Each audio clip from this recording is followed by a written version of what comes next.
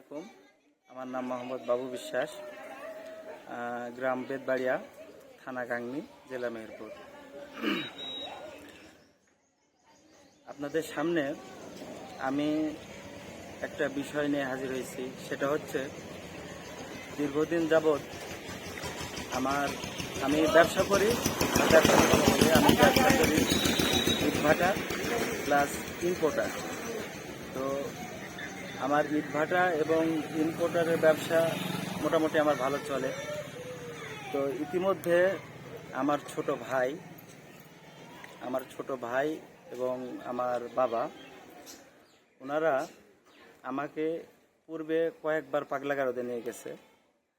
তো তারপর সেখান থেকে আমাকে বাসা থেকে বের করে দেয়।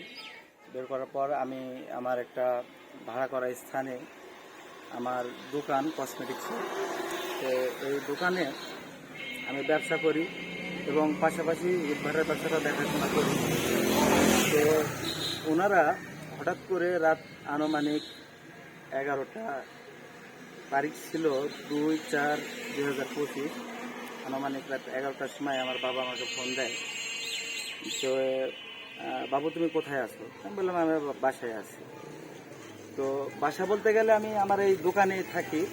দোকানের পিছনেই আমার একটা ছোট্ট রুম, আমরা দুজন স্বামী স্ত্রী থাকি। তো এই বাসায় আমরা ছিলাম।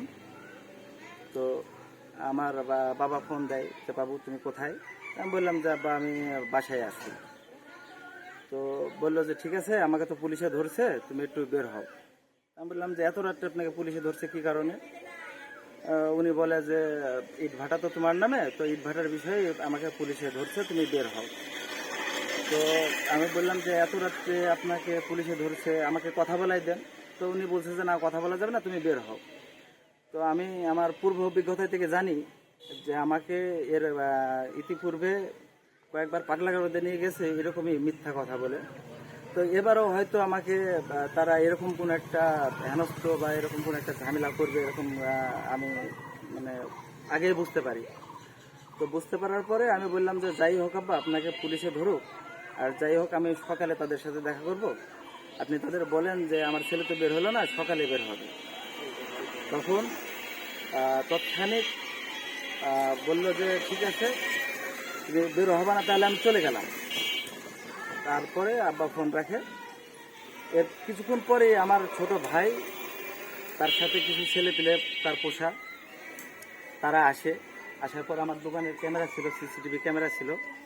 তো ক্যামেরাগুলা সে আগে বন্ধ করার পর আমার দোকানটার ওই শাটারের নিচ থেকে মানে শাবল দিয়ে ভাঙতে থাকে। ভাঙার পর এক পর্যায়ে আমাকে দোকান থেকে বের করার পর ফেরা নামক একটা রিভাইভ সেন্টারে আমি মাদকাসক্ত বলে তাদের হাতে উঠাই দেয়। তো দেখেন, আমি কখন আমার জীবনে আমি মাদকাসক্ত না বা মাদক ছুঁয়েও দেখিনি।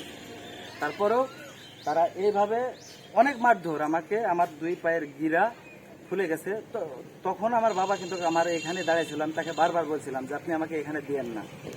তো এইসব সমস্ত কিছুর মূল কারণ হচ্ছে আমার সন্তান হবে না। আমার সন্তান না হওয়ার কারণে তারা যখন আমি ঢাকার পিজির রিপোর্ট যখন তাদের হাতে নিয়ে এসে দিই যে আমার কখনো সন্তান হবে না আব্বা, তো তারপর থেকে আমার ছোট ভাই এবং মানে আমার পরিবারের সকলেই মানে ডিসিশন নেয় যে আমাকে সকল সম্পত্তি থেকে বঞ্চিত করবে। দেখেন, আমার দোকানে তালা মারছে তারা, চাবি তাদের হাতে, এবং আমার ইট ভাটায় কিছু লোক দাঁড় করায় রাখছে, যেখানে আমি গেলে আমাকে প্রাণনাশের হুমকি দিচ্ছে। তো এই বিষয়ে আমি কোর্টে একটা মামলা দায়ের করি, আমার মামলাটি চলমান। তো তারপরও আমার অবস্থা এখন এতটাই খারাপ, আমার এই বাসায়, আমার এটা ভাড়া করা বাসা, তো আমি এখানে থাকতে পারছি না, আমি আত্মীয় স্বজনের বাসায় থাকছি।